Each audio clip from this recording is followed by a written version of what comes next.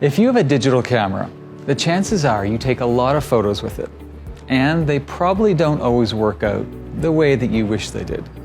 Now, here's the good news. If you really understand how your digital camera works, you can use it to take photos that are so great that you won't believe it was you who took them. My name is Mark Hemmings, and I'm an internationally recognized photographer and photography instructor. And in this video, I'll share with you 5 little-known tricks for taking incredible photos that leave everyone speechless. Now, one tip that's going to radically enhance your portrait photography is to make use of setting sun, especially when you have rays of light shining on a wall, on a doorway, on a staircase. Position your friend or your model in the light so that his or her face is illuminated by that wonderful soft light. Now keep in mind, you're probably going to have to underexpose the picture, make it a bit darker. The reason is the camera sees so much shadow around the space that will compensate by making the picture brighter. That means that your friend's face is going to be way too bright.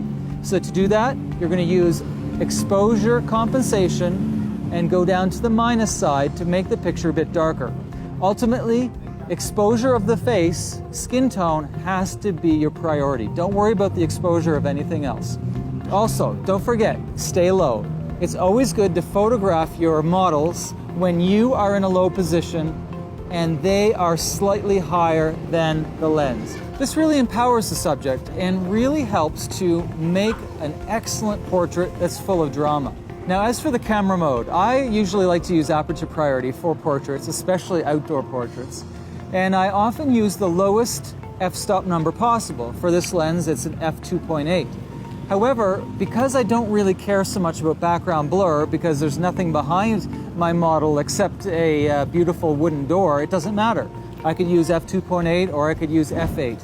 Usually you're going to choose your aperture based on how much light you have and are you using a tripod or not. I was hand holding, therefore I like to use a low aperture f-stop number in order to avoid camera shake. I hope those tips helped to give you excellent portraiture in the evening when the sun is low and extremely beautiful. Now, the rule of thirds can be used in many different genres, whether it be street photography, architecture, landscapes, nature. Even posing people using the rule of thirds is very effective for portraiture. I'd like to give you an example of how I would use the rule of thirds when photographing a really interesting subject, such as this really cool door knocker. Now, the problem is, where do you place such a subject in your frame? Do you put it in the middle? Do you put it on the side? Well, let me give you an example, doing a test shot.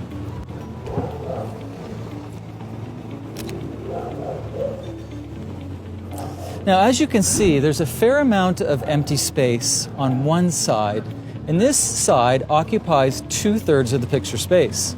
Now, think about the main subject. It's the hand. The hand is on the vertical third of the picture space. So, whenever you're trying to figure out how to place a subject in a horizontal frame like this, try placing your subject on one of the thirds lines. My videographer is putting up a line through the hand right now just so that you can see where the perfect position for this hand should be. Now, a really great combination for street photography is actually getting an aerial perspective. That means go higher than your subject. And also isolate the person who you're photographing. Now, this works really well for a number of reasons. One is that when you're taking pictures from an aerial perspective, very few other people bother to do this. So automatically your pictures become that much more valuable. Also, when you isolate your subject, when you have a very plain and nondescript background, but just one person, that person becomes very powerful, visually speaking. I'd like to give you an example. So what I'm going to do is wait for the right person to walk into my frame. I'm actually going to view the back screen with my camera pointed out just a little bit like this. And as soon as the person comes in, I'm going to take the picture in burst mode. Now, the reason I like burst mode is I want to make sure that I get the right stride from the person walking through my frame. Okay, let's give it a try.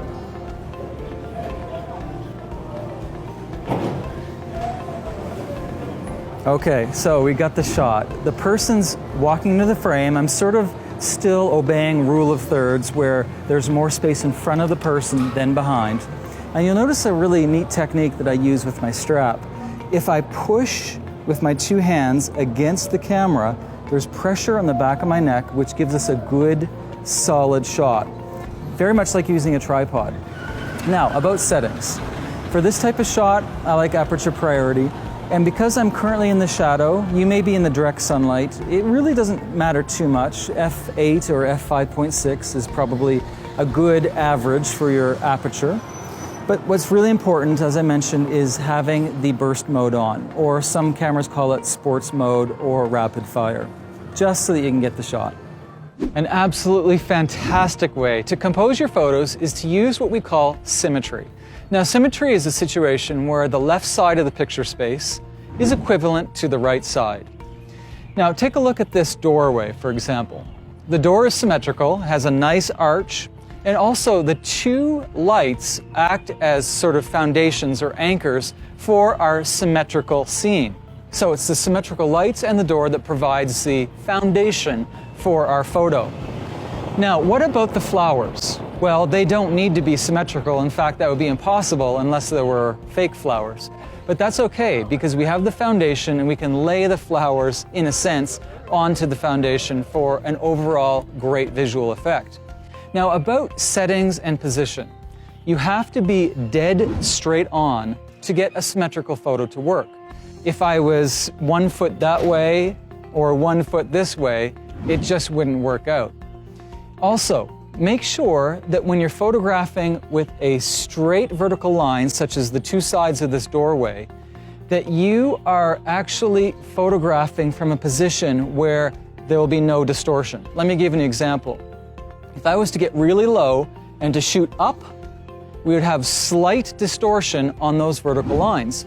Or if I was on the rooftop of the building behind the videographer right now, and if I was shooting down, we would have a distortion element which would not look good.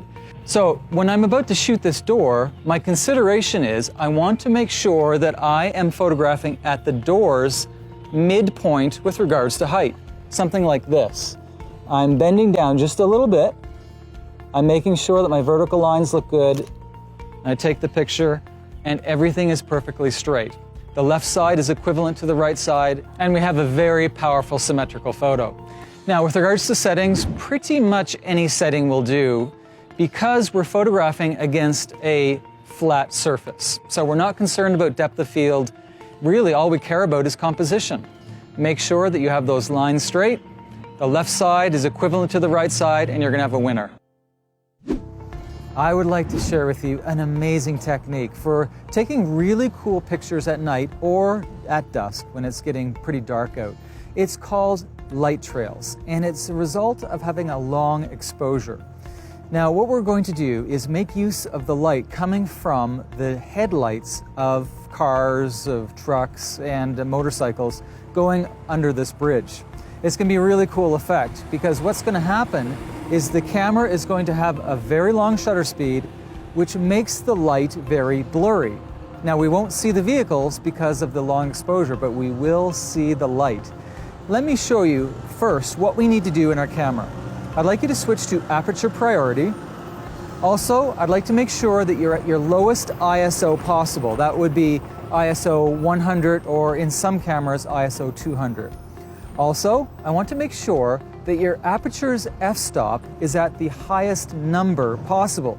For example, maybe your lens is f22 for its highest, or maybe f16 or even f32. Whatever the highest f-stop number is for your aperture, place it on that. Okay, the next thing, make sure you have a tripod. It's critical. This won't work without a tripod. You could possibly rest your camera on a solid surface. However, a tripod has a little bit more flexibility, so that's what I suggest. Now, when you're ready to take the picture, make sure you've composed it the way you wanted it and you're ready to go.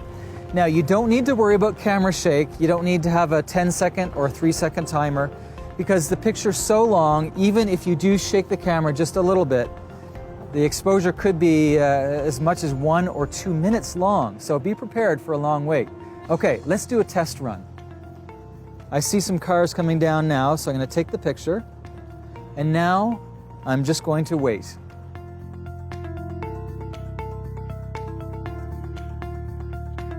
Okay, it was a great success. Take a look at this picture.